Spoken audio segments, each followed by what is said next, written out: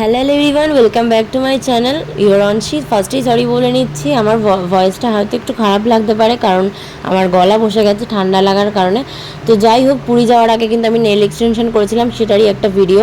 আর যারা যারা এখন আমার পুরীর ফার্স্ট পার্ট দেখোনি, তারা এখনও কী করছো, জলদি যাও, তাড়াতাড়ি দেখে আসো গিয়ে, কারণ সেকেন্ড পার্ট তো আর কদিন পরেই আপলোড হয়ে যাবে। আর আমার চ্যানেলটাকেও সাবস্ক্রাইব করে দিয়ে এসো।